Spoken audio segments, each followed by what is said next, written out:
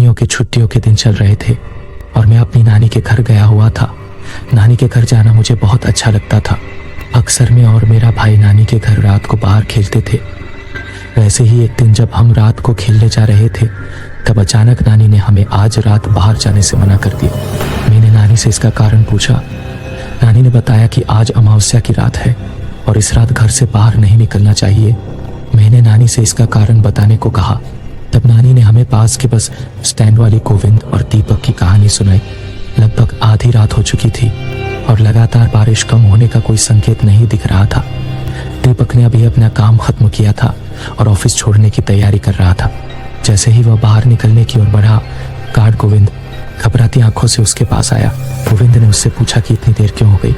दीपक ने बताया कि उसे जरूरी काम निपटाने थे जिसके कारण देरी हुई।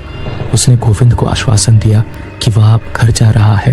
हालांकि गोविंद असामान्य रूप से डरा हुआ लग रहा था।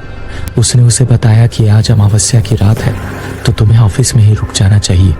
गोविंद की आवाज में सावधानी थी, लेकिन घर जाने के लिए उत्सुक दीपक ने विनम्रता से मना कर दिया। गोविंद ने बताया कि उसे कल जल्दी वापस आना होगा और वह रात भर रुकने का जोखिम नहीं उठा सकता। दीपक की परेशानी को समझते हुए गोविंद ने उसे एक बार फिर रुकने के लिए कहा। उसने प्रस्ताव दिया कि वे गोविंद की शिफ्ट खत्म होने तक प्रतीक्षा करें और वे एक साथ निकल सकते हैं। हालांकि दीपक ने जाने की ठान ली थी। उसने गोविंद को उनकी चिंता के लिए धन्यवाद दिया और प्रतीक्षा करने के प्रस्ताव को विनम्रता से मना कर दिया। दीपक के जाने से पहले गोविंद ने उसे एक छोटा ताबीज दिया और आग्रह किया कि वह इसे अपने पास रखे।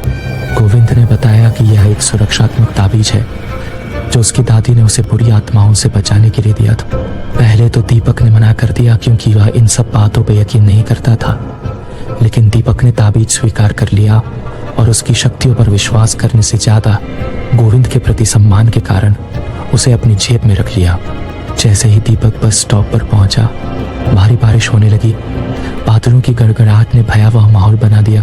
जब वह खड़ा होकर बस का इंतजार कर रहा था, उसने देखा कि एक आदमी दाहिनी ओर से आ रहा है। अंधेरे में वह उस व्यक्ति का चेहरा स्पष्ट रूप से नहीं पहचान सका, लेकिन ऐसा लग रहा था कि वे बस स्टॉप की ओर ही आ रहा है। अपने बाईं ओर देखने पर दीपक को एक खाली सड़क के अलावा कुछ नहीं दिखा। जब उसने फिर से दाहिनी ओर मुड़कर देखा तो वह आदमी गायब हो गया था। इस अचानक गायब होने से दीपक परेशान हो गया, लेकिन उसने इसे रोशनी की चाल समझकर टालने की कोशिश की। जैसे ही उसने जो देखा उस पर विचार किया, उसे दूर से एक टैक्सी आती हुई दिखाई दी। उसने हाथ हिलाया, टैक्सी रुक गई थी और दीपक को राहत की लहर महसूस हुई। दीपक टैक्सी में बैठा और ड्राइवर को अपना पता बताया। जब ड्राइवर गाड़ी चला रहा था, दीपक उस आदमी के बारे में ही सोच रहा था। ड्राइवर असामान्य रूप से चुप था, जिससे उसकी बेचैनी बढ़ गई थी। दीपक से रहा नहीं गया। उसने पूछा कि क्या तुमने यहाँ किसी आदमी को देखा, लेकिन ड्राइवर ने कोई जवाब नहीं दिया। थोड़ी देर के बाद चुप्पी तोड़ते हुए ड्राइवर ने बताया कि यह अमावस्या है, एक ऐसी रात जब भटकती आत्माएं अपने शिकार की तलाश में रहती है। यह सुनकर दीपक ने इसे अंधविश्वास कहकर खारिज करने की कोशिश की और कहा कि उसे ऐसी बातों पर विश्वास नहीं है। ड्राइवर ने दीपक के बाईं ओर सड़क के किनारे खड़े एक व्यक्ति की ओर इशारा किया। अनिच्छा से दीपक ने उसकी ओर देखा। वहां एक आदमी खड़ा था जो एक टैक्सी ड्राइवर लग रहा था, लेकिन अंधेरे की वजह से उसका चेहरा ठीक से नहीं दिख रहा था। भ्रमित और डरा हुआ दीपक ड्राइवर से बात करने के लिए आगे मुड़ा। वहां का नजारा देखकर वह चौंक गया। ड्राइवर की सीट पर कोई नहीं था। ऐसे लग रहा था जैसे टैक्सी अपने आप चल रही हो। घबरा कर दीपक ने टैक्सी रोकने के लिए कहा। टैक्सी रुकने के बजाय और तेज हो गई। दीपक ने दरवाजे का हैंडल पकड़ लिया। उसका दिल तेजी से धड़कने लगा। अचानक टैक्सी रुक गई, जिससे दीपक का सिर आगे की सीट पर टकरा गया। जब उसने ऊपर देखा तो ड्राइवर अपनी सीट पर वापस बैठा था और उसे घूर रहा था।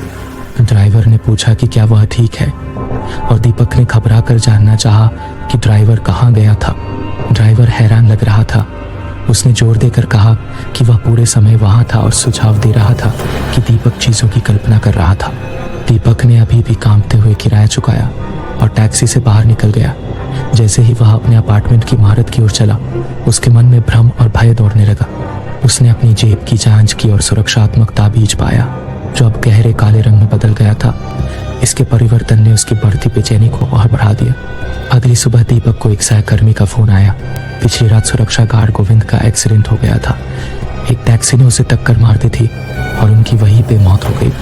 यह सुनकर दीपक बहुत हैरान रह गया और जैसे ही उसने फोन रखा उसकी नज़र वह ताबीज पर पड़ी।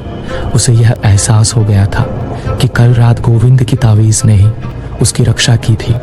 यदि वह तावीज़ ना होता तो वह गोविंद की जगह दुर्घटना का शिकार हो सकता था और आज वह जिंदा नहीं होता।